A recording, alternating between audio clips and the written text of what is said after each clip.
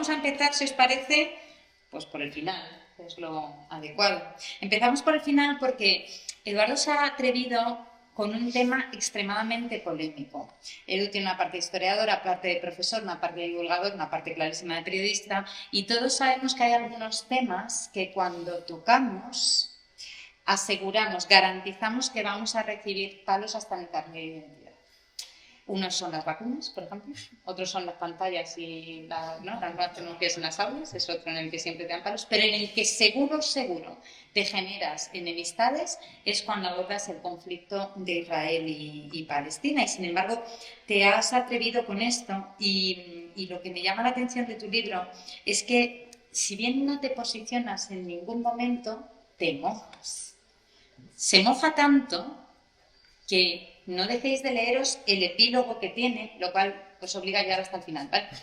No dejéis de leeros el epílogo que tiene, porque en el epílogo realmente plantea soluciones. Así que voy a empezar por el final. ¿Hacia dónde vamos? ¿Vamos hacia un Estado único con dos pueblos? ¿Vamos hacia dos estados? ¿O vamos hacia una situación en la que vamos a estar permanentemente en guerra con periodos de paz? Bueno, esto de empezar por el final es lo que tiene traer una periodista aquí. Los historiadores nos gusta más empezar desde el principio, pero bueno, te cojo. A ver, los historiadores yo creo que somos bastante malos haciendo predicciones. Se nos da mejor analizar lo que ha pasado detrás, pero teniendo todo en cuenta, que ahora si queréis lo desgranamos también con Óscar, yo creo que hasta donde yo creo que todos podemos adivinar hay dos opciones, dos estados o un estado. Solución de los dos estados, que es la que muchos defendemos porque pensamos que por una cuestión de justicia histórica con ambos pueblos, pues quizás sea la que mejor se corresponda, ¿no?, con todo el pasado, tiene dos pequeños problemas. El primero es que hoy por hoy, y que me corrija Óscar, que es el que está más al tanto de las últimas encuestas, ni la mayoría de la población israelí ni la mayoría de la población palestina abogan hoy día por la solución de los dos estados. Por tanto, se nos puede llenar la boca en Occidente hablando de la solución de los dos estados, pero cuando los propios personas que están implicadas no desean esa solución, cosa que es verdad que en Palestina es diferente, pero en Israel antes del 7 de octubre sí que había a veces alguna mayoría, 50, 50 y tantos, que lo deseaba, hoy día no. La última encuesta que yo leí era 25 o 30%. Y los palestinos lo mismo. En una encuesta que también os cita mucho en el canal, de un centro palestino de investigación sociológica, decía que el 41% de los palestinos, tanto gazatíes como cisjordanos, hoy día piensan que la lucha armada es la única manera eficaz de lograr su patria. Por tanto, en ese escenario estamos, y en Israel se ha polarizado muchísimo, luego yo creo que hablaremos de la polarización. Por tanto, la solución de dos estados lo veo difícil. Además, ¿qué dos estados? Israel sí que cumple los requisitos hoy día, los 4 famosos requisitos del derecho internacional para considerarlo estado. Palestina no. Entonces, claro, dos estados con la actual configuración de Palestina, cuando tenemos una división desde el 49 en Cisjordania por un lado y Gaza por el otro, ¿qué hacemos?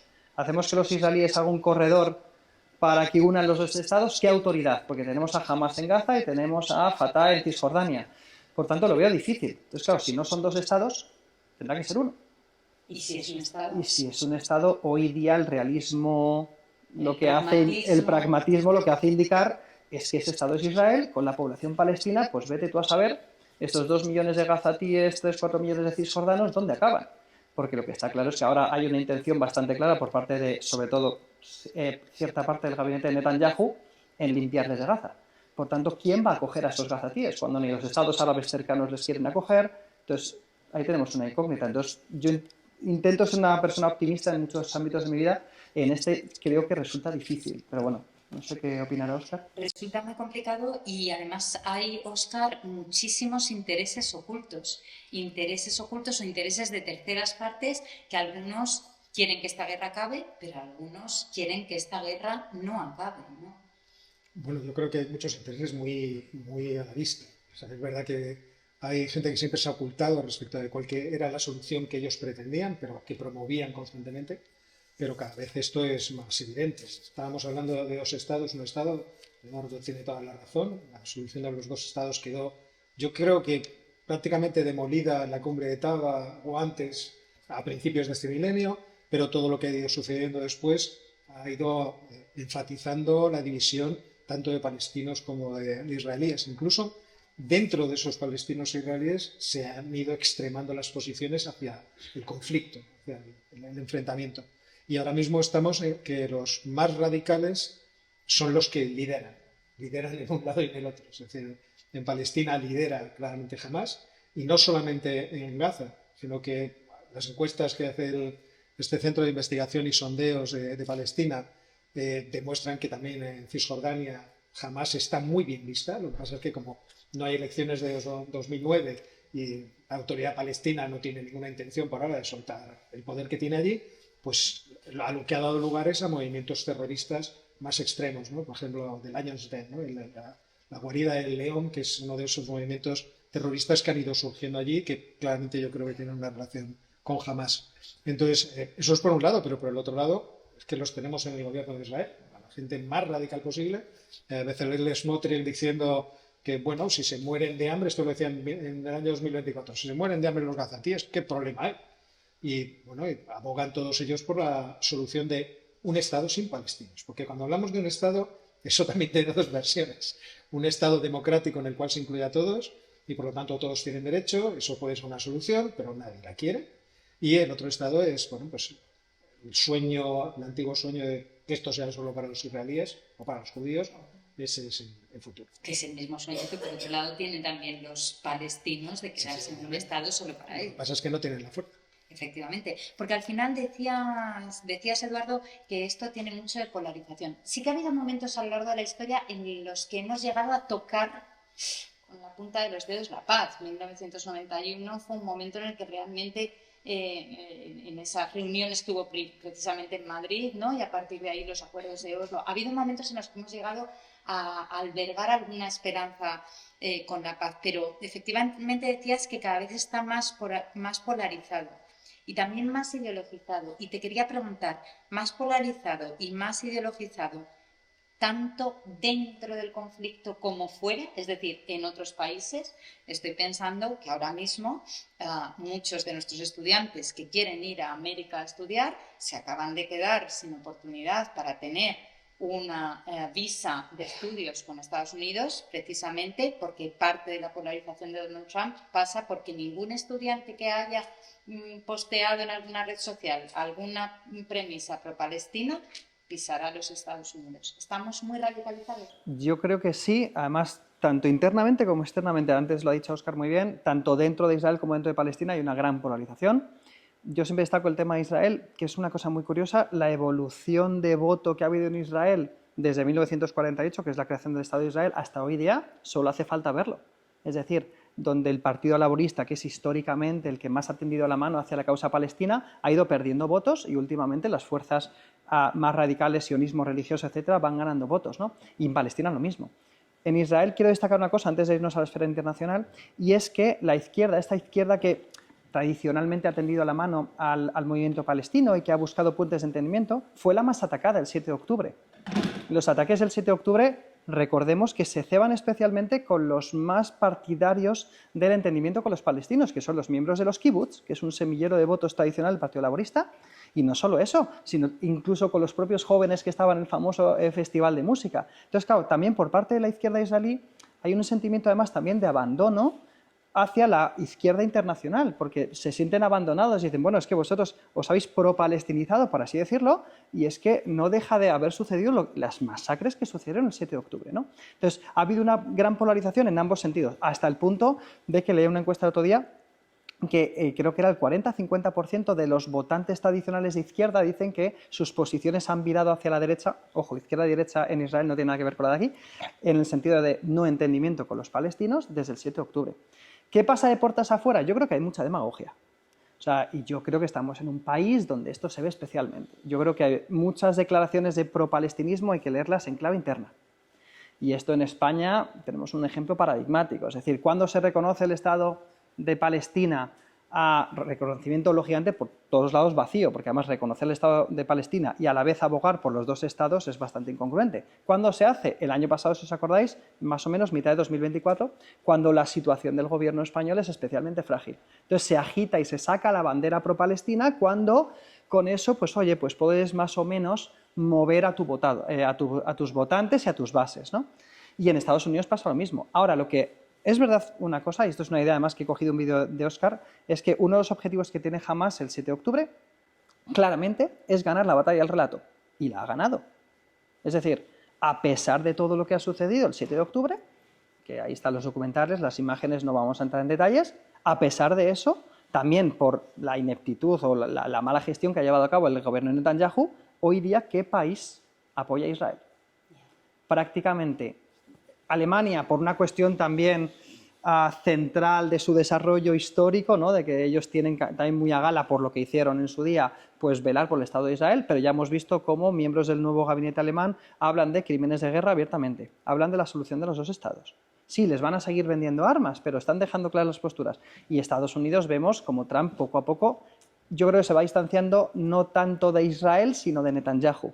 Entonces, están perdiendo la batalla del relato y eso está haciendo también que el gobierno israelí se victimice mucho, de tal manera que en cuanto haya alguna persona que pone en duda pues, los límites a los que está llegando, lo que está pasando en Gaza, enseguida acusaciones de antisemitismo, solo hace falta ver el maltrato que sufrió el Papa Francisco por parte de Israel, donde han mandado una delegación exigua a sus funerales, donde pusieron unas condolencias que rápidamente quitaron en Twitter. Es decir, en cuanto alguien se atreve a toser lo que está sucediendo, entonces, claro, yo creo que la polarización, desde luego está ahí, pero creo que también hay que leerlo en clave interna en muchos países. Luego volvemos al tema de Netanyahu, que me interesa mucho, y saber quiénes forman parte de ese equipo de gobierno y de dónde proceden sus historias, que creo que tiene enorme interés. Quería preguntarle a Óscar, al final todo esto es un trozo de tierra, o sea, todo tiene que ver con un mapa, ¿no? Y un trozo de tierra. ¿Por qué tanto interés geoestratégico en ese trozo de tierra precisamente? Porque de hecho ha habido otras opciones a lo largo del sionismo para establecerse, ¿no? Establecer ese Estado-nación de los judíos. ¿Por qué ese trozo de tierra? Ese pedazo de tierra tendría importancia si no hubiera el conflicto, de cualquier forma. Quiero decir, no deja de ser un vértice entre el imperio árabe, el imperio persa, el imperio otomano.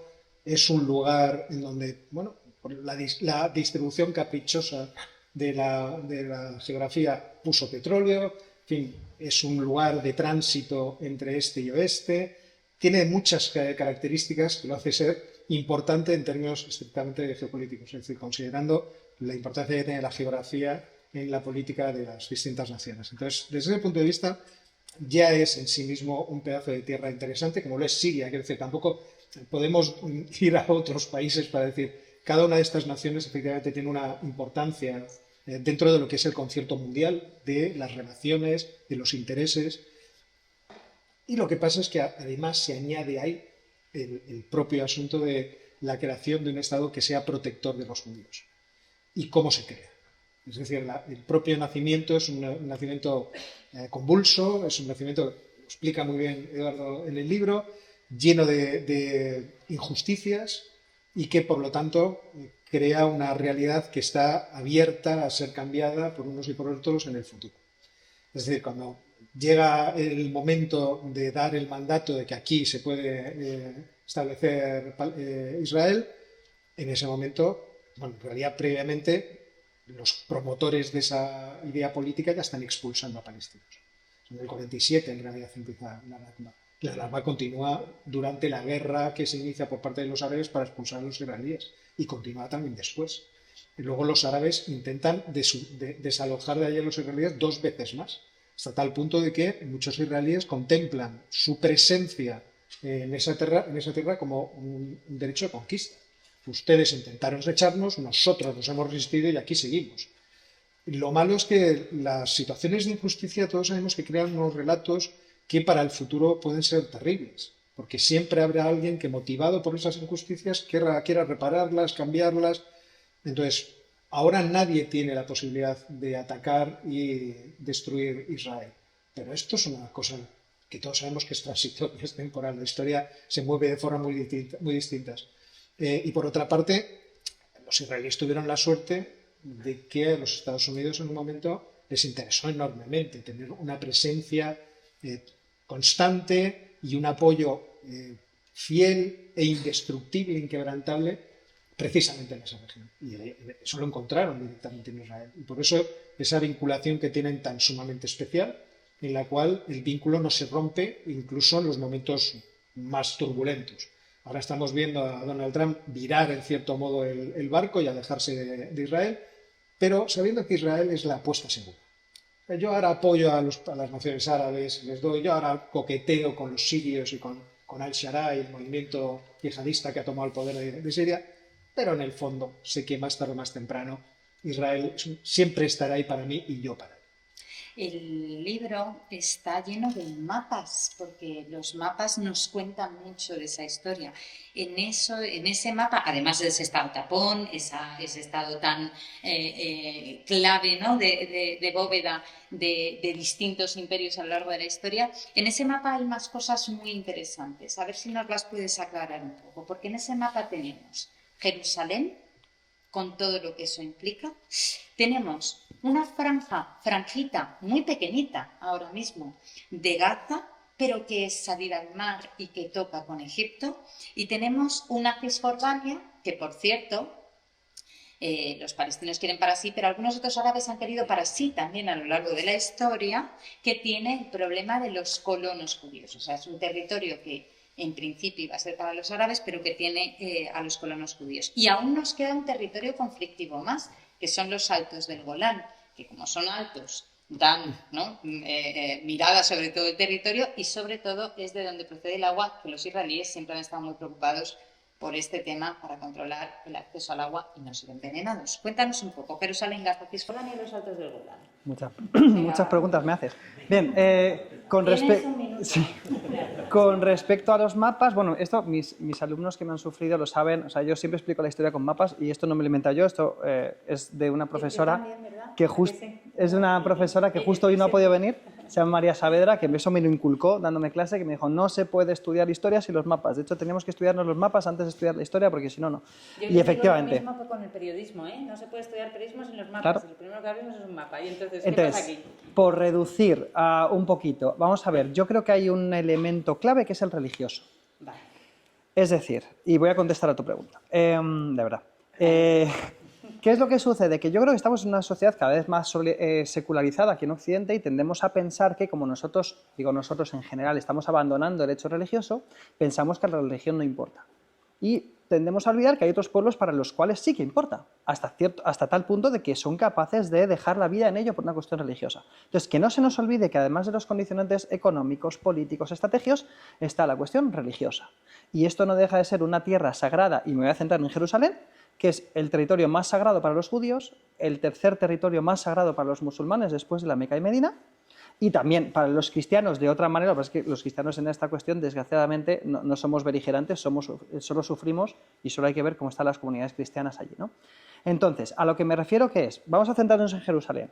Claro, es que tenemos el sitio donde los judíos están convencidos de que es su tierra prometida, el año 2000 a.C., Abraham, etcétera, lo cuento en el libro, no lo voy a destripar ahora, ¿no? Pero es verdad que desde allí, pues año 950 a.C., más o menos, Salomón construye el primer templo. Los babilonios se lo destruyen, luego la reconstruyen. Los romanos en el año 70 con Tito se lo vuelven a destruir y ya solo queda un lienzo de la muralla externa, que es el famoso Muro de las Lamentaciones. Claro, para ellos es lo único que queda del sitio que albergaba el Sancta Sanctorum con el Arca de la Alianza, que también los romanos no tienen otra idea que llevárselo, y no solo se lo llevan a Roma, sino que encima lo ponen, ¿no?, en el arco de Tito, como diciendo, nos lo hemos llevado, ya no se ha vuelto a saber, a pesar de Indiana Jones, esas cosas, no se sabe dónde está. ¿Qué es lo que sucede? Eso con los judíos, pero es que luego llegan los musulmanes y dicen, espera, es que en el Corán, que ojo, el Corán, y los que os he enseñado sobre esto lo sabéis, que os machaca mucho, el Corán es palabra revelada de Dios, es otra cosa totalmente diferente de las Sagradas Escrituras. Esto es palabra que desciende literalmente de Dios y por tanto es indudable todo lo que pone. En el Corán dice que Mahoma asciende los cielos desde lo que ellos llaman el templo Al-Aqsa, en árabe, que es el más lejano, que tradicionalmente se dice que eso está en Jerusalén. Por tanto, Jerusalén también es nuestra. Y de hecho lo que hacen los musulmanes cuando lo conquistan en el año 638 es 50-60 años después construir 2 mezquitas. ¿Dónde las construyen? Justo en las ruinas del templo de Jerusalén. ¿Por qué? Porque según ellos ahí estaba la mezquita o templo, llamémoslo como queramos, desde donde asciende Mahoma a los cielos, que hoy día es la mezquita Al-Aqsa, y la cúpula de la roca, que se llama la de la roca, porque según los musulmanes es donde Abraham está a punto de sacrificar a su hijo. Cosa curiosa, por cierto, la tradición judío-cristiana dice que ese cuasi sacrificio, que se representa mucho en el arte, es de Isaac, pero ellos dicen que es de Ismael porque ellos vienen de la rama de Ismael, ¿no? Es decir, que tenemos en 0,2 kilómetros cuadrados todo el cogollo del asunto. De hecho, antes mencionaba Óscar y tú también los acuerdos de Oslo. Los acuerdos de Oslo, a decir por sus protagonistas y sobre todo, más que los de Oslo, la cumbre de Camp David del año 2000, parece ser que descarrila por la cuestión de Jerusalén. O sea, no se ponen de acuerdo en qué va a pasar con Jerusalén. Por tanto, lo religioso es clave. Si nos vamos a Cisjordania, un poco lo mismo. Sobre todo para los israelíes, para los sionistas religiosos, ellos consideran que lo que ellos llaman Judea y Samaria, ¿vale? Esto es muy fácil, si vais a Israel o habláis con un israelí, si sabéis de qué te coge el conflicto, le preguntáis cómo se llama ese trocito. Si te dice que es Cisjordania, es posible que sea a favor del entendimiento con los palestinos. Si te dice que es Judea y Samaria, pues tiene pinta de que no. ¿Por qué? Porque ellos dicen que eso son la Judea y Samaria bíblica y por tanto tiene un derecho religioso. De ahí los asentamientos. Porque es verdad que hay algunos de los 750.000 colonos que se van por una cuestión económica, porque viven mejor, tienen subsidios, pero otros porque dicen, no, es que esta tierra nos pertenece. Entonces, claro, cuando lo teológico, esto lo menciona Óscar en el prólogo, cuando lo teológico se mezcla con lo político, es bastante complicado.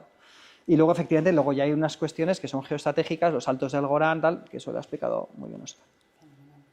Eduardo en el libro se manda el epílogo, por cierto, después del epílogo tiene una bibliografía espectacular, con artículos para todos los niveles. Pero después tiene una colección de documentales, por si alguien solo ve tele.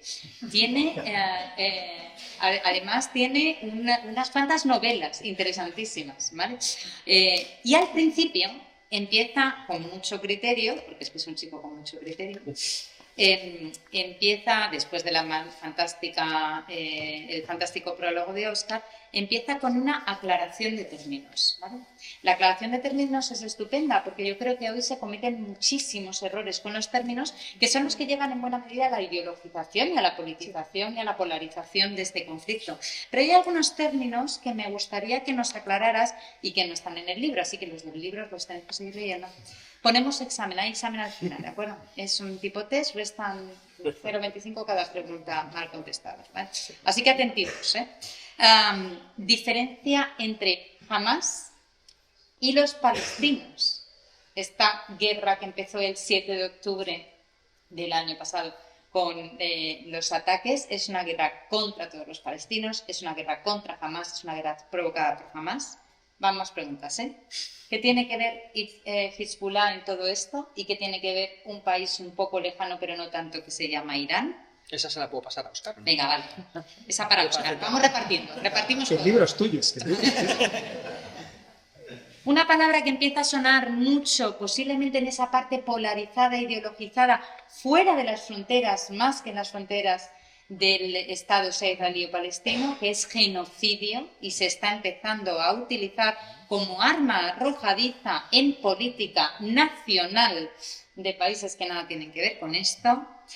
Y otro conflicto, aquí te voy a meter en un buen berenjenal. ¿Son víctimas civiles o escudos humanos los que mueren en Gaza? Vale, empezando, bueno, Hamás y palestinos, lógicamente, son dos términos muy diferentes. Los palestinos, para entendernos, hoy día son los que viven en Gaza, en Cisjordania, y luego también, según algunos autores, también los refugiados palestinos, ¿no? Bien, esos son los palestinos. Hamás es una organización que surge en 1987, que es un acrónimo, ¿no?, del movimiento de resistencia islámica, que surge en el contexto de la primera intifada, que es un movimiento que es verdad que es un movimiento que tiene un ala política, pero también tiene un ala paramilitar terrorista. Por tanto, vamos a definir las cosas como son. ¿Hamás son terroristas? Sí. ¿Hamás tiene una ala política? Sí. ¿Vale? Yo creo que también en esto lo más honesto es mojarse. Entonces, ¿qué es lo que sucede? Que Hamás surge en un momento donde también la población palestina, sobre todo en Gaza, está muy desencantados de los políticos tradicionales, Yasser Arafat, etcétera, que les ven como una panda de gente mayor que está exiliada, que en el fondo no les entiende. Entonces, en el contexto de la primera intifada surge este movimiento. Por cierto, yo recomiendo, que está disponible online, si alguien tiene alguna duda de si son terroristas o no, que leamos la carta fundacional de Hamás, donde se habla literalmente de que su proyecto para Palestina es un proyecto yihadista, literalmente, hay no sé cuántas veces un llamamiento a la yihad, exterminar el pueblo de Israel. De hecho, encima del logo de Hamás vemos el plano de Oriente Próximo solo de un color, lo cual ya dice bastante. Por tanto, su proyecto político está bastante claro. Eso es Hamás. ¿Qué es lo que sucede? Que a la vez que os cuento esto, también hay que decir que tiene una labor asistencial tradicionalmente desde que surge con las poblaciones, con los sectores más desfavorecidos de Palestina. ¿Qué es lo que sucede? Que Hamás empieza a tener muchos apoyos, sobre todo dentro de la población más joven y más exaltada que está sufriendo, ¿no?, ahí en Palestina, y llega el año 2006 y ganan las elecciones. Y como decía Óscar, no solo las ganan en Gaza, sino que también las ganan en Cisjordania. Y es verdad que hay una guerra civil 2006-2007 y finalmente llegan a un entente en el que los herederos de Arafat, que ya llevan muertos desde 2004, Fatah gobierna en Cisjordania y ellos jamás gobiernan en Gaza. Y cosa, por cierto, muy hábilmente explotada por los sucesivos gobiernos israelíes, que les ha venido muy bien la división dentro del seno palestino, cosa que tampoco hay que olvidar. De hecho, no sé si estáis al tanto o no, pero hace que 1 o 2 semanas el gobierno de Netanyahu ha reconocido una cosa que era un secreto a voces, que en 2018 aprobaron el envío de dinero por parte de Qatar hacia Hamas porque les venía muy bien la desunión del bando palestino. Y luego también se supone, y si es así les ha salido mal, lógicamente, para comprar un poco el que estén quietecitos, ¿no? ¿Qué es lo que sucede? Eso es Hamas y esos son los palestinos. Claro, yo en muchos cursos, etcétera, me preguntan, ¿pero cómo es posible que los palestinos voten a Hamas? ¿Se lo tienen bien merecido lo que está pasando? Claro, yo, una palabra que utilizo mucho en el libro es la empatía. Con esto no justifico a Hamas, que creo que ya ha quedado bastante claro lo que opino de ellos, pero si nosotros hubiéramos nacido en Gaza, y tenemos 2 opciones, que es votar a los herederos de Arafat con una fama bastante bien ganada, a pulso, de hecho, yo diría, de corruptos, de desvío de dinero. De hecho, hay una anécdota que cuentan de Arafat, que no sé si es cierta o no, pero si no lo es, lo dicen los italianos, ¿no? Está bien traída, que es que estaba en un consejo de ministros y de repente le llama a su mujer, Suja, y le dice, oye, que han robado en casa. Y dice, no, es imposible, si todos los ladrones están conmigo. O sea, eso es lo que contaban de Arafat, es decir, ese era su gobierno, ¿no? Entonces, claro, tú te pones en la piel, ¿no?, de un gazatí y dices, es que si me dan a elegir entre los dos, yo no sé qué elijo. Yo no puedo juzgar moralmente a los gazatíes por votar a Hamas. Eso lo tengo claro, por mucho que opino lo que opino de Hamas, ¿no? Entonces, eso con respecto a la diferenciación. Y eso tiene mucho que ver con lo último que preguntabas de las víctimas civiles. Es que Hamas ha sacrificado a su población el 7 de octubre. ¿Qué pasa? ¿Que no sabían que Israel iba a entrar con todo en Gaza? Pues claro que lo sabían. ¿A Hamas le ha importado alguna vez la población civil? Pues no. Porque si no, no se refugiarían en túneles, no atacarían desde hospitales, desde iglesias, lo cual no justifica que Israel los ataque. A lo que me refiero es a que, desde luego, que están muriendo civiles a cascoporro y también es verdad que han muerto bastantes militantes de Hamas, pero son ambas cosas. Te paso la pelota. Hezbollah es dinero de Irán, y Líbano, que pinta ahí, y Siria, por cierto. Venga. Vamos a empezar con Hezbollah. A Irán le interesa especialmente presionar a su enemigo acérrimo, que es Israel, en términos ideológicos. Es decir, Irán, en un momento, la revolución islámica necesitaba tener una némesis, y la némesis más evidente era Israel, a pesar de que no son vecinos. No es que estén puerta con puerta y se vean todos los días, pero en términos ideológicos es una cosa bastante conveniente.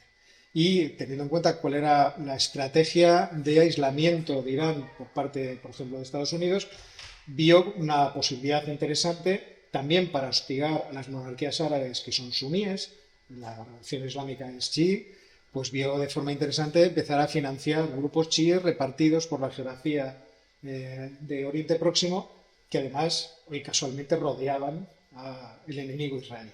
Y ahí tenemos a los muchachos de Hamas, a la Yihad Islámica y a los muchachos de Hezbollah. Hezbollah es también otro movimiento que nace de circunstancias inestables y que nace con el propósito declarado de enfrentarse a Israel. Además, Hezbollah es heredero de un movimiento político en realidad de abandonados. Los suníes en Líbano eran una minoría que no pintaba absolutamente nada, perdón, los chiíes eran una minoría que no pintaba absolutamente nada, pero la ventaja demográfica y la presencia de un líder carismático les hizo crecer cada vez más, y financiados de forma inteligente por un proyecto del general Soleimani, el general en jefe de la Guardia Revolucionaria Islámica, se convirtieron en un ejército muy importante, más importante desde luego que el ejército libanés. Y esa ha sido una amenaza constante también para la población israelí. De vez en cuando, miembros de Hezbollah les daba por atacar con cohetes y los israelíes con responder, pero en circunstancias, explica muy bien Eduardo en el libro, en circunstancias que llevan incluso a Israel a invadir el sur del Líbano, como hemos visto además en momentos recientes. Lo que es notable es que todo lo que ha sucedido en Gaza y los ataques de Hamas han permitido un cambio en las circunstancias geopolíticas que obviamente Hamas no preveía. Jamás preveía ganar el relato, jamás preveía que las juventudes musulmanas por Europa se radicalizaran a su favor, preveía romper los acuerdos de Abraham que había con mucho éxito logrado Donald Trump, Y no todo lo que hace Donald Trump es malo, en este caso hay cosas que son inteligentes, y bueno, pues tenía esa confianza en que todo lo que nos ocurra no nos disminuirá en la fuerza porque tendremos muchos reclutas. Cuanto más suframos, más gente se nos adherirá. Pero lo que no tenían en cuenta era que Israel iba a atacar de forma sorprendente a Hezbollah con esa operación de inteligencia de los buscas y los walkie-talkie. Nadie podía prever en principio que un movimiento yihadista situado al noroeste de Siria iba a tener éxito en desbancar a Bashar al-Assad e iba a quitar del medio la influencia de los alawitas y por lo tanto de los chiíes y por lo tanto de Irán en Siria. Nadie lo preveía. Y de repente Israel se ha encontrado en una posición muy ventajosa, que incluso puede conseguir que Hezbollah sea cada vez menos importante en Líbano. Porque el ejército libanés ya ha visto la oportunidad, bueno, el gobierno libanés, de vamos a quitarles importancia y vamos a reducirles en este sentido. Con lo cual ahora nos queda el asunto de Irán. Ya veremos cómo se resuelve en las negociaciones que tiene ahora la administración de Donald Trump con él. Efectivamente. Sí, te voy a hacer la pregunta incómoda y luego se la pasa a él. ¿Dirías que esto es un genocidio o no se puede llamar? Yo me he resistido a llamarlo genocidio. Lo que pasa es que nos están llevando a un límite en que al final nos acabaremos cayendo todos. Y precisamente por la utilización política del término genocidio. Recordemos que el genocidio hay que demostrar que la eliminación total o parcial de un grupo por razones religiosas, étnicas o políticas tiene que estar presente, o sea, la intención de destruirles, ya sea parcial o totalmente, y eso es muy difícil de demostrar, ni siquiera en el contexto de la guerra de Gaza, ni siquiera en el contexto de 50.000 muertos. Yo sé que esto puede parecer muy aparatoso, pero en términos jurídicos yo entiendo que es difícil llegar a ese extremo. Lo que pasa es que crímenes de guerra es muy fácil demostrar que se han producido. Y es verdad que no son aparentemente tan graves, pero son igualmente graves. A mí es lo que me llama la atención, es que la gente no quiere equipararlos, pero lo que pasa es que, claro, hay mucho morbo en utilizar la palabra genocidio precisamente asignada a un pueblo que ha sufrido genocidio. Este es el asunto final. Y teniendo en cuenta toda la propaganda negativa que ha tenido Israel por parte de las izquierdas europeas a lo largo de decenios. Entonces, claro que existe un gran morbo sobre eso. Si finalmente se produce una limpieza étnica en Gaza, como están deseando hacer muchos miembros del gobierno de Israel, entonces no nos quedará más remedio que decir, señores, se está produciendo genocidio. Y esto será todo. Y es que, históricamente también hay que saber de dónde viene el concepto de genocidio. Es que genocidio se acuña en 1944 por un tipo además que no tenía nada que ver con el derecho, que era un lingüista, se llama Rafael Lemkin, que horrorizado por lo que han hecho los otomanos con los armenios, dicen esto hay que llamarlo de alguna manera, y lo llama genocidio. Entonces, la definición que él da es destruir total o parcialmente, no, exterminar o eliminar total o parcialmente a un grupo humano por motivo de raza, de etnia, nación, ¿no? Nacionalidad o condición religiosa. Entonces, claro, yo también, como Óscar, me resistía a utilizarlo, pues me lo preguntaban en todas las charlas. ¿Por qué? Porque está por demostrar que sea sistemático. Es decir, sistemático es que los quieres eliminar, lo que hicieron los nazis con los judíos, por el hecho de ser eso. Y en Israel nos encontramos que, nos guste o no el gobierno actual, hay 2 millones de árabes musulmanes viviendo allí, que suponen un 20-21%, que tienen sus propios representantes políticos, sus propios partidos políticos en la Knesset, ¿no? En el Parlamento. Por tanto, yo no creo que, sobre todo además hay que diferenciar Israel del actual gobierno israelí, no creo que quieran asesinar a todos los palestinos por el hecho de ser palestinos. Es verdad que luego hay una convención de la ONU en 1948 que matiza un poco el término, quita el concepto de sistemático y habla de destruir parcial o totalmente a un grupo humano por estos 4 motivos. Pero efectivamente tenemos los crímenes de guerra, que es mucho más fácil. Por ejemplo, la utilización de la hambruna, la utilización de la sed y la utilización del acceso a ayuda humanitaria por motivos políticos de guerra. Yo creo que eso está bastante probado que está sucediendo.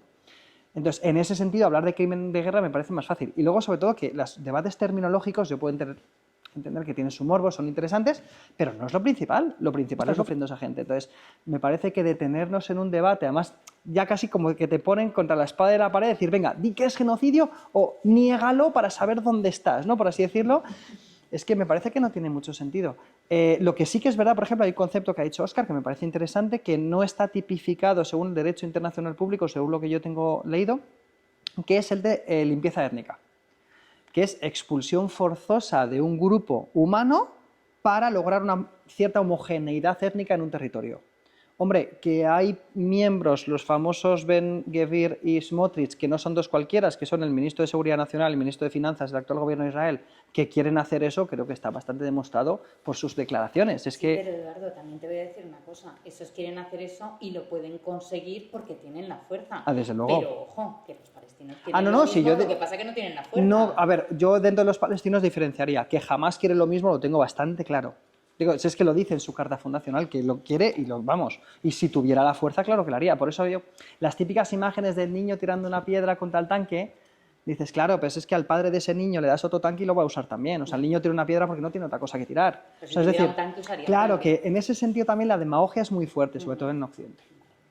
Tenía una pregunta para Óscar, porque en este momento parece que nos preocupa más la guerra de Ucrania en términos económicos a nosotros, lo que nos va a tocar a nosotros el bolsillo, pero ha habido otros momentos de la historia en los que la economía era lo que nos preocupaba en el conflicto en Oriente Próximo. De hecho, si no recuerdo mal, incluso llegó a regularse el uso de la calefacción en España después de la guerra, ¿no? Durante la guerra de los 6 días, cuando el resto de los países productores de petróleo decidieron ahogarnos, ¿no? Bueno, yo no vivía entonces, pero decidieron ahogar a los que sí tenían calefacción en ese invierno, ¿no?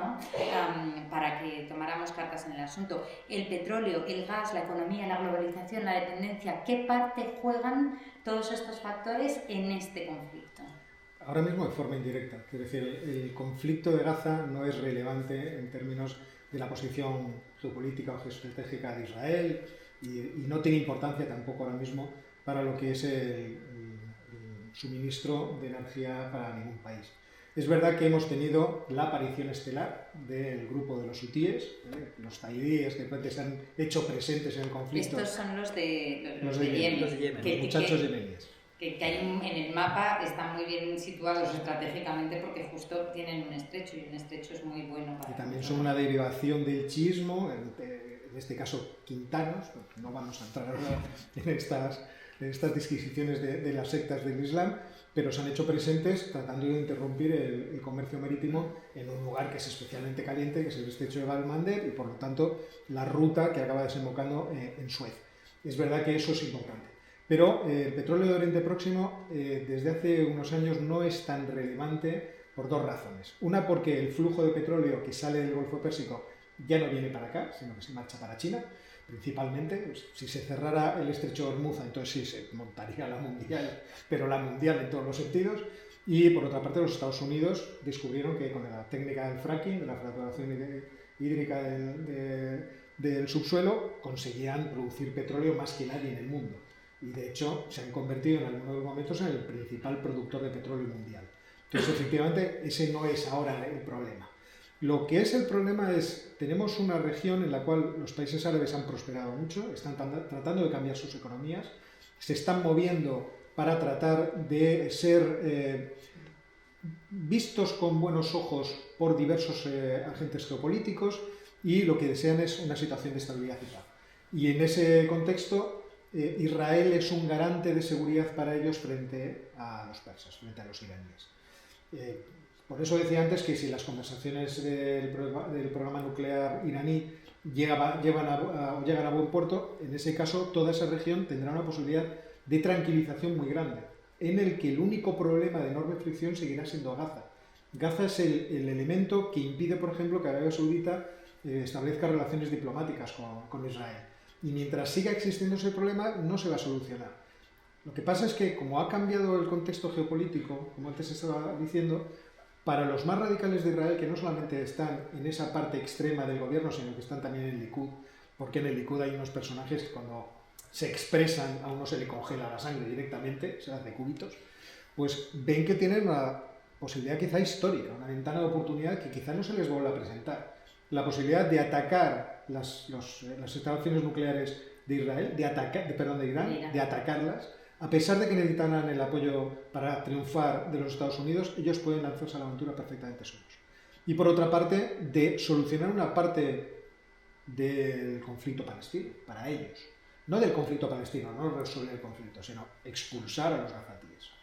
Que vayan a otro sitio y que molesten a otros. Ese sería el planteamiento de los israelíes.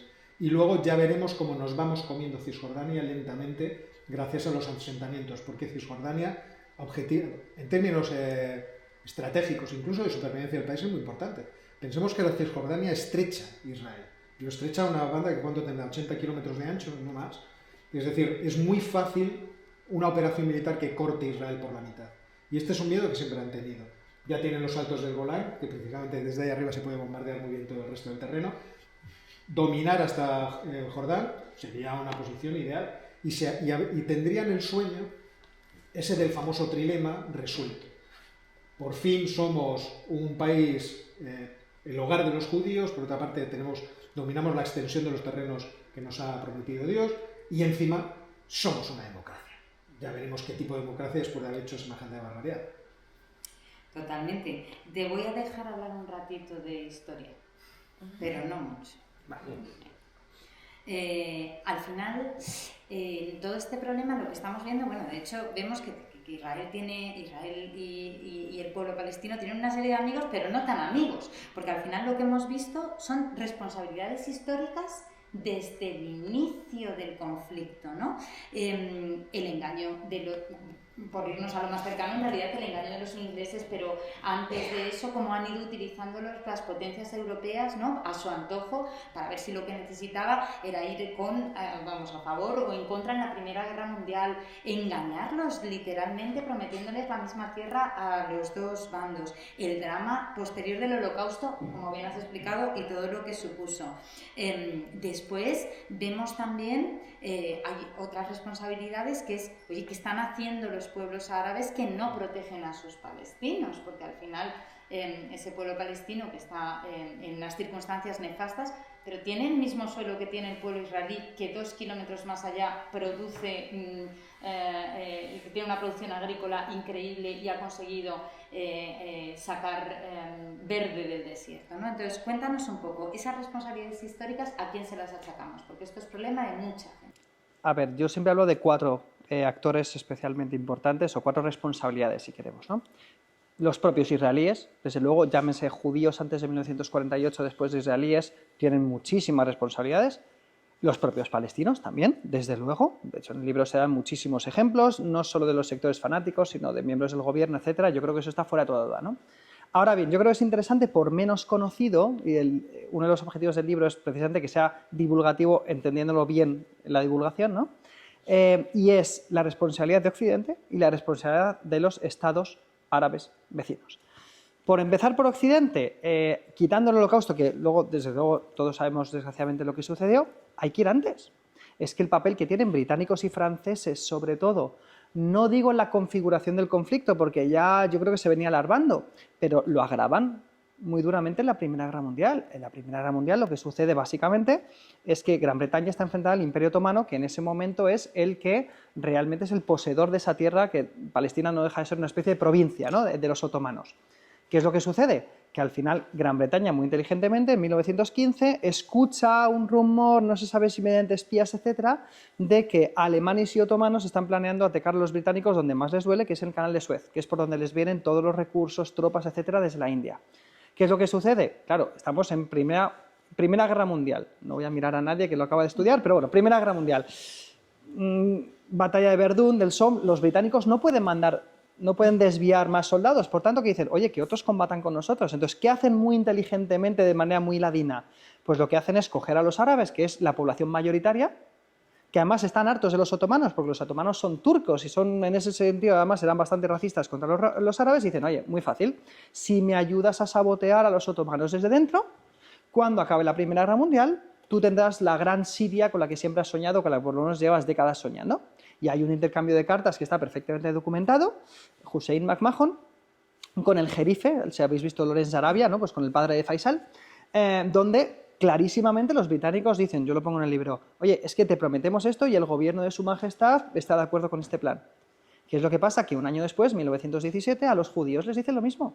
¿Por qué? Porque les interesa, primero, que los judíos utilicen sus contactos en las diferentes cancillerías para convencer a Wilson, presidente estadounidense, de que finalmente dé el paso y entre en la guerra, y posteriormente, cuando ya Wilson entra en la guerra, les interesa seguir ganándose el apoyo de los judíos porque no dejan de ser 15% en Palestina, pero sobre todo porque está en marcha ya la revolución bolchevique y liderada, entre otros, con algunos líderes con conexiones judías, ¿no?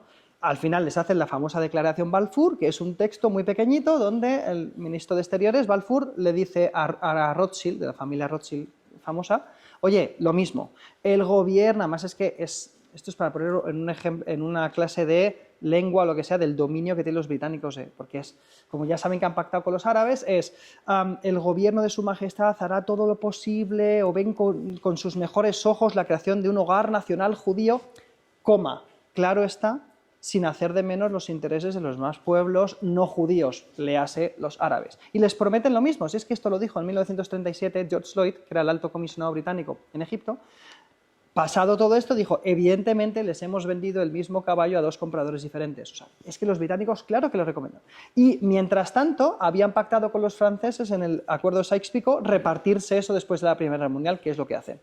Pero es que encima, en 1919, y es otra cosa que en España no se suele contar, tú córtame cuando quieras, se ponen de acuerdo los líderes sionista y árabe, que esto es una cosa que en España mucha gente no sabe, y nos puede explotar un poco la cabeza. ¿Cómo es posible? Sionistas y árabes de acuerdo en 1919 llegan a rubricar el 3 de enero en el Hotel Carlton de Londres, con Lawrence de Arabia como testigo, por cierto, Faisal por un lado, y por el otro lado Weizmann, que era el líder sionista en ese momento, un documento en donde dice, nos hemos puesto de acuerdo árabes y judíos para el futuro de este territorio. Va a haber una gran Siria, porque ellos siempre hablan de la gran Siria, los árabes, y dentro de la gran Siria un estado autónomo de judíos. No delimitan fronteras, dicen esto ya, pues habrá una comisión internacional donde se estudiará, pero se ponen de acuerdo y presentan el plan en Versalles. ¿Y qué hacen en Versalles? Lo rompen y esto al final se lo quedan los británicos y los franceses. Por tanto, claro que tienen responsabilidad.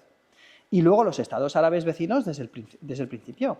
Es que primero, no aceptan la solución de la ONU, que yo entiendo que la solución de la ONU en 1948 es muy polémica, no respeta exactamente la proporción, porque en ese caso están sobrerepresentados en cuanto a territorio los judíos, se explica en el libro, pero es que lo primero que hacen los estados árabes de alrededor, Jordania, Egipto, Siria, Líbano, es invadir Israel.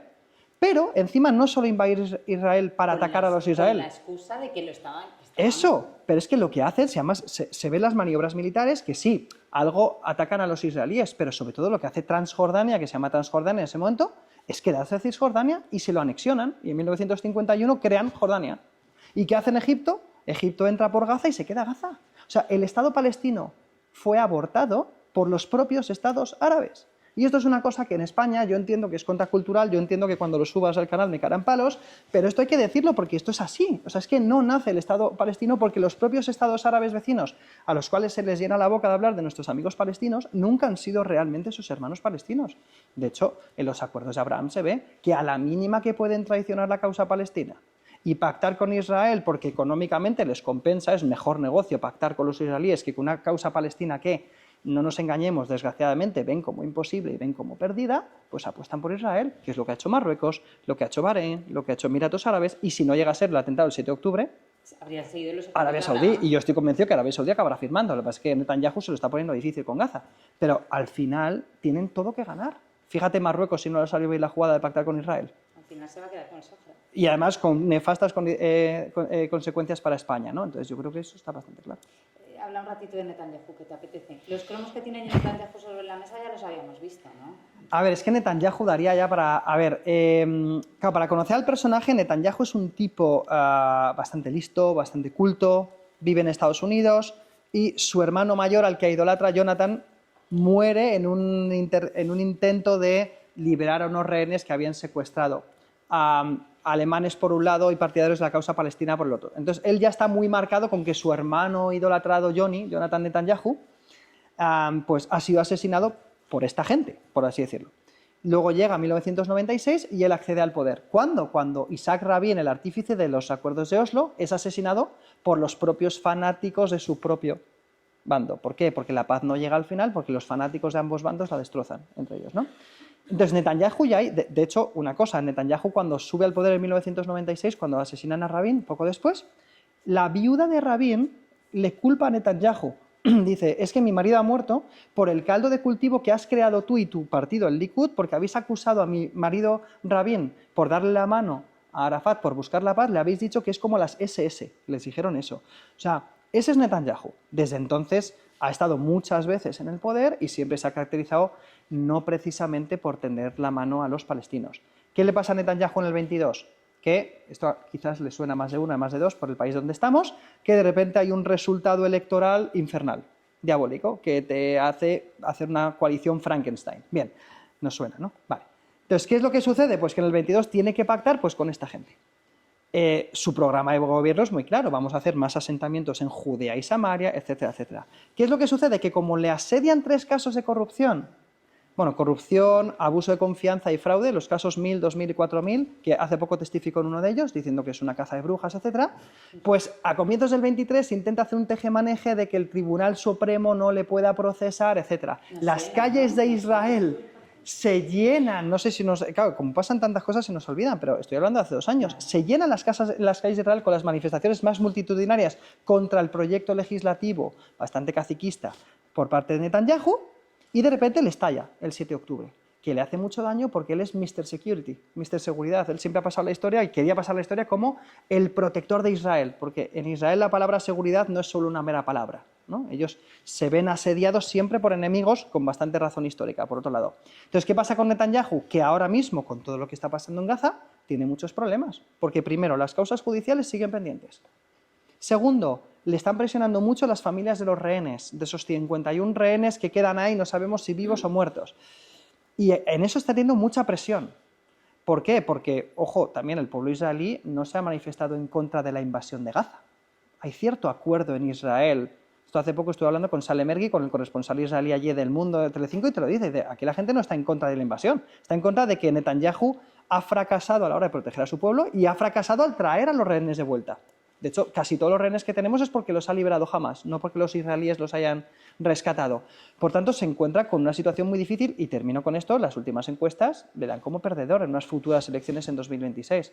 Yo estoy convencido que es un cadáver político. O sea, si tuvo que dimitir Golda Meir en el 73 por la guerra del Yom Kippur, ¿qué no va a tener que hacer él? Y si metieron en prisión durante 18 meses a un primer ministro, a Ehud Olmert, por aceptar un regalo de 15.000 euros, ¿qué no va a tener que hacer él con las causas pendientes que tiene?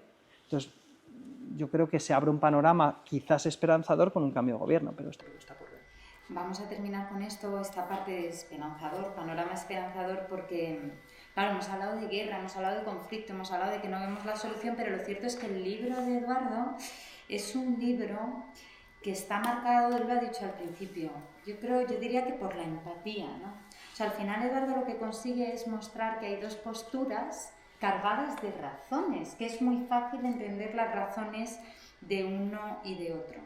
Eduardo, esto es difícil porque entiendo que efectivamente, como bien dices, eres historiador y es complicado hacerlo, pero en un mundo ideal, ¿qué debería pasar? Pues entiendo que... Que no es el que tenemos, ¿eh? Sí, no. Pues 2 estados que convivan pacíficamente, que puedan establecer relaciones diplomáticas, comerciales, económicas entre ellos, donde idealmente, por seguir palestinos e israelíes puedan vivir donde ellos decidan, con un Jerusalén que sea internacional, ya veríamos si con cascos azules o con lo que sea, porque la única solución que tiene Jerusalén es que no sea de ninguno de los dos, ¿vale? Eso sería el escenario ideal y, desde luego, con todos los países de alrededor reconociendo el derecho que tienen ambas naciones de existir sobre ese suelo.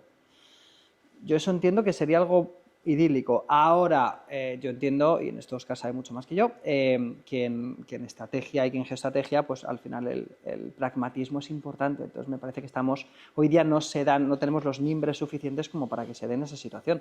Ojalá me equivoque. Hemos hecho justo 1 hora. ¿Podríamos dar un turno de preguntas? Que sería estupendo. Venga, ¿quién se anima a preguntar sobre...? Sí, lo tiene Fernando. ¿Quién se anima a preguntar? Es imposible que no haya preguntas sobre este tema.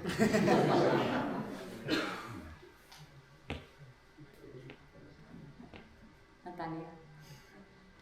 Lo hemos hecho fatal. Sí, te digo. Sí. Venga, va.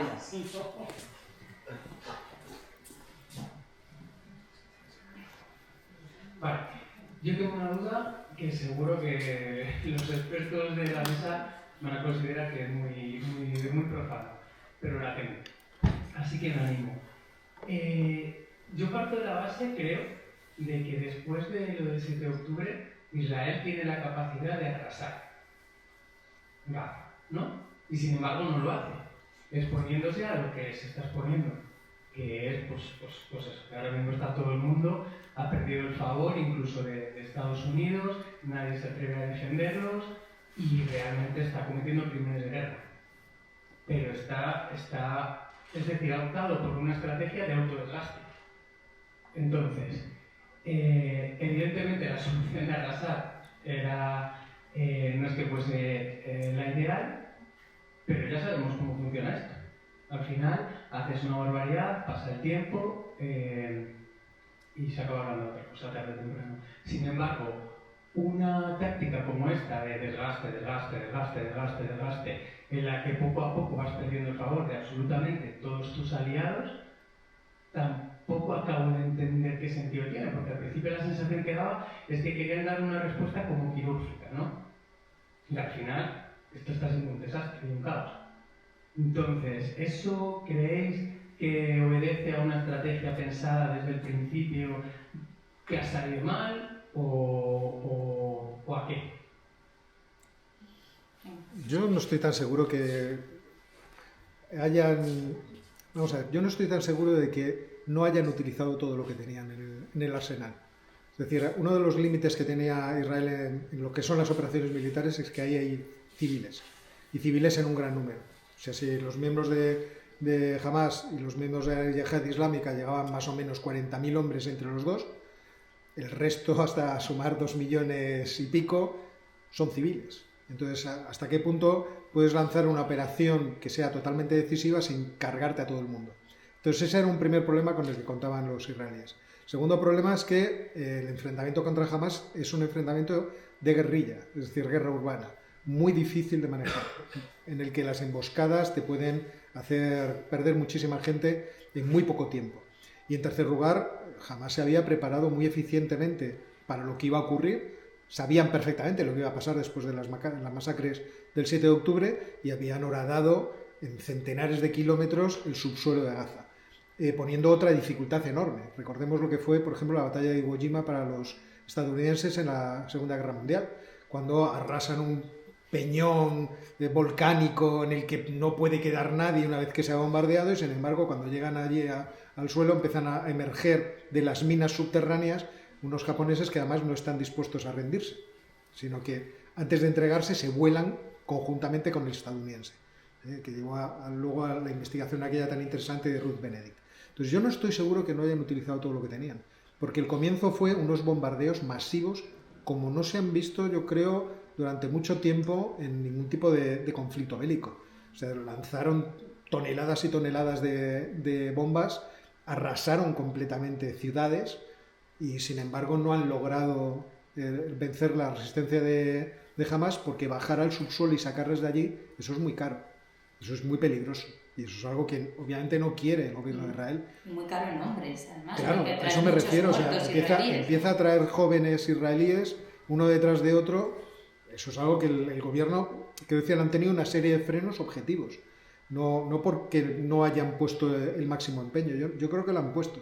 Pero es que las circunstancias impedían que la cosa fuera fácil. Y luego que no se nos olvide que había 251 rehenes. Es decir, que si no hubiera habido rehenes, la cosa habría cambiado. Es que yo creo que la cuestión de los rehenes es capital.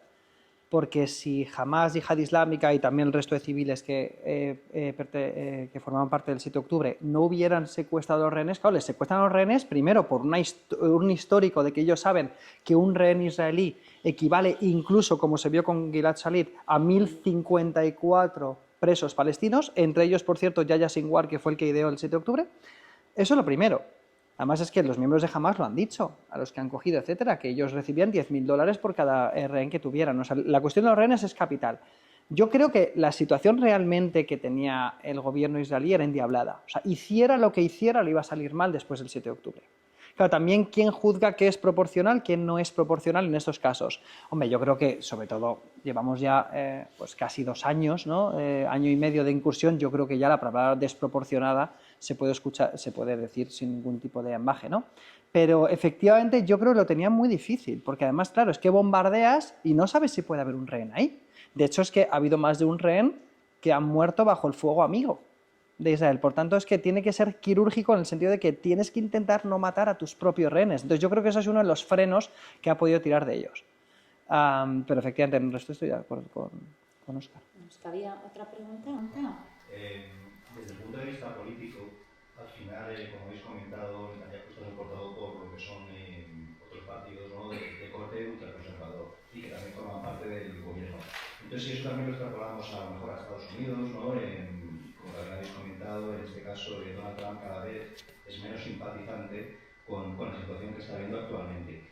Y también en Europa, los partidos políticos de los países que históricamente antes apoyaban a Israel, ¿no?, como país, pues ahora le están empezando a dar un poco de lado, pues a través de discursos públicos, o a través de, como puede ser en España, a través de romper contratos a nivel militares y demás. La pregunta va enfocada hasta qué punto, o sea, hasta cuándo pensáis que Israel es capaz a nivel político internamente de soportar esta situación, y también la población israelí, y también cómo afectaría al orden político, a los otros partidos políticos que hay tanto en Europa como en Estados Unidos para seguir apoyando también esta misma causa. Bueno, esa es una pregunta difícil de responder. Depende de cuál sea la determinación del gobierno de Israel de llegar a donde le gustaría, que es la expulsión de todos los gazatíes. Eso sí, de forma voluntaria. Todos sabemos que él siempre han estado jugando con ese eufemismo de la migración voluntaria, que además tomó en sus brazos, en cierto modo, el presidente de los Estados Unidos cuando habló de crear Trump Gaza, o el Gazador, le llamaba yo, una urbanización maravillosa en la que obviamente los gazatíes ya no estén allí porque las condiciones de vida son absolutamente detestables. Entonces, no sé hasta qué punto el gobierno de Israel se ve muy afectado por el cambio de opinión de los países europeos. Le preocuparía más, entiendo, el cambio de opinión de la administración de Estados Unidos, porque al fin y al cabo son los Estados Unidos quienes les nutren de armamento. Entonces ahí ese es el verdadero punto drástico. Y es verdad que Israel puede seguir bombardeando a sus enemigos, puede aniquilar a muchos civiles que son puestos como parapeto por parte de Hamas, y eso las opiniones públicas pueden digerirlo, pero dejar de morir de hambre a unos civiles es lo que realmente yo creo que no es digerible.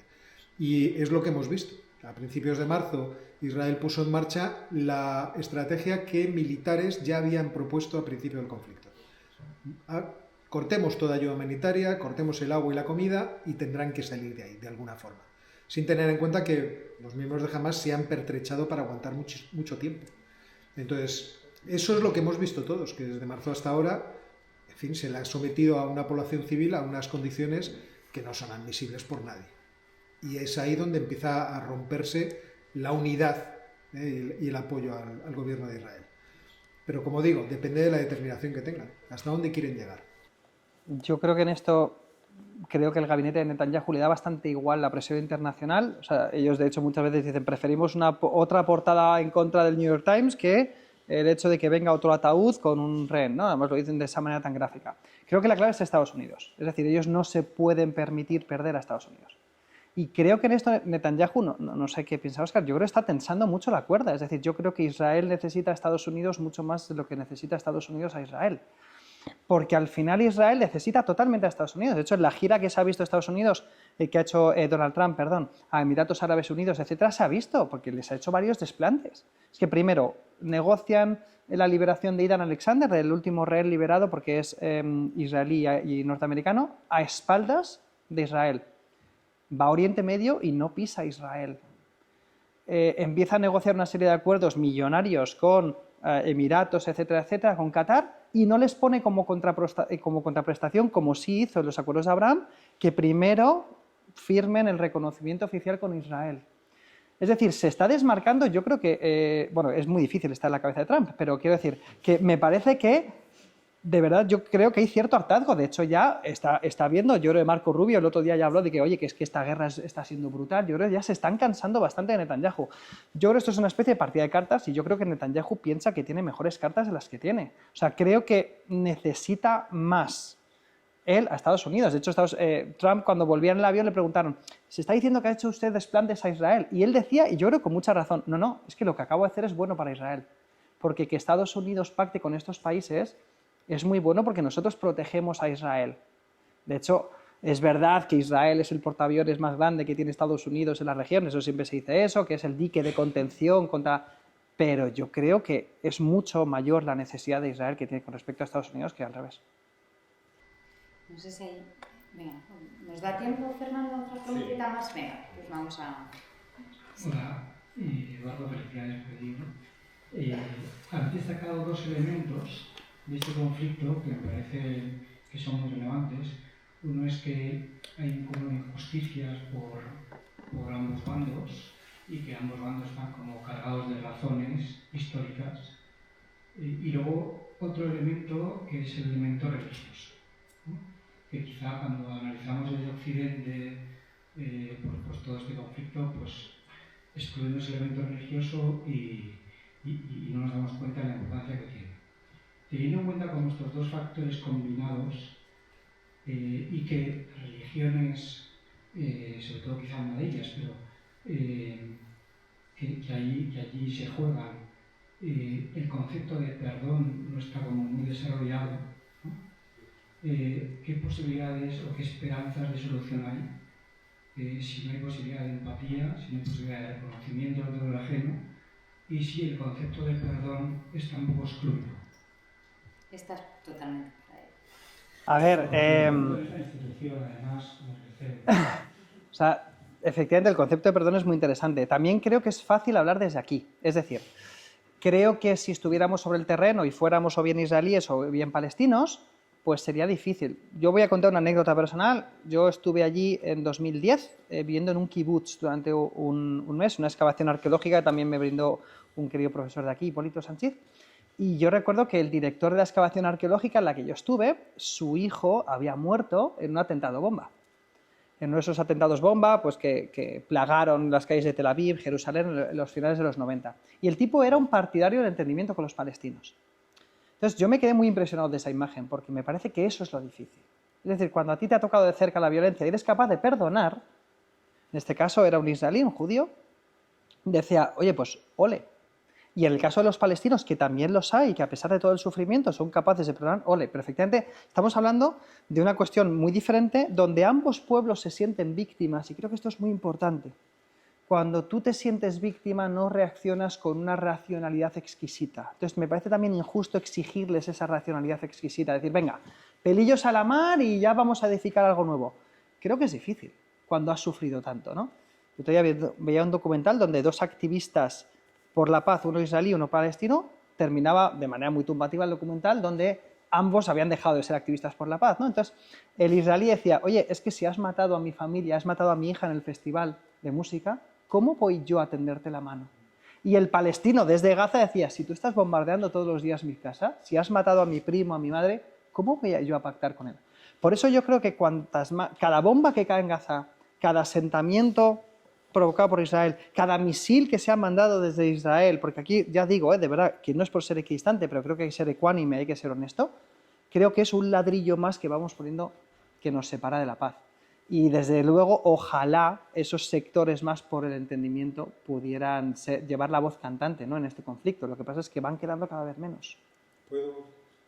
Cuando se produjeron los ataques de octubre del 23, yo estaba en un plato de televisión al día siguiente y a mí se me hizo esta pregunta.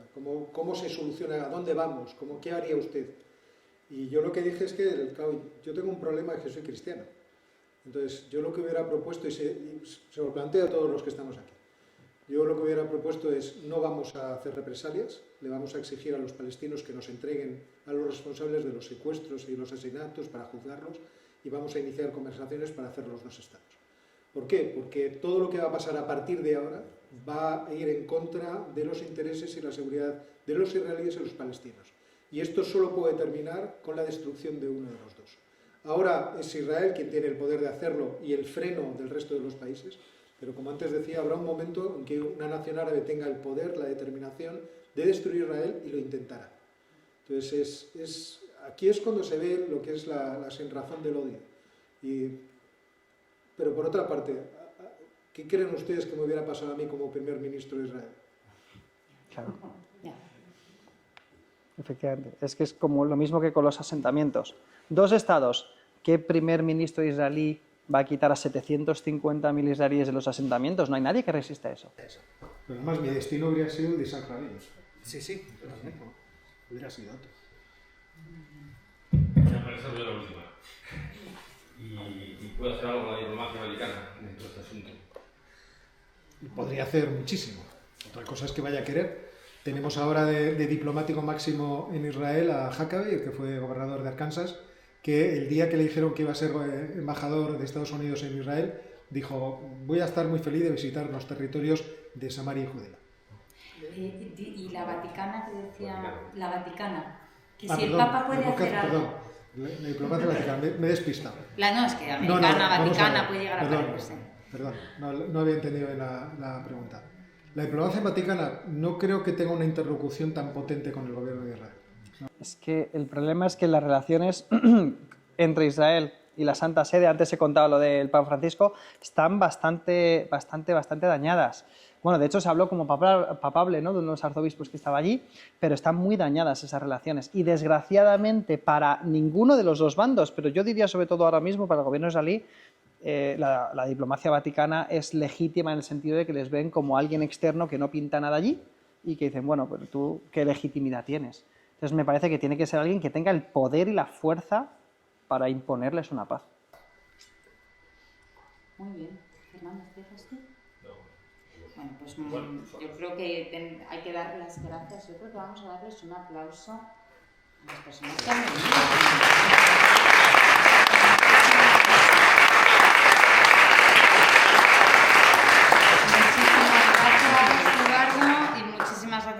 Por venir y por favor no solo tenéis que comprar y leer el libro, sino que hay que promocionarlo, porque yo creo que desde todo lo que se aprende con este libro vamos a tener una perspectiva muchísimo más clara de cómo llegar a la solución que todos ansiamos. Muchas gracias.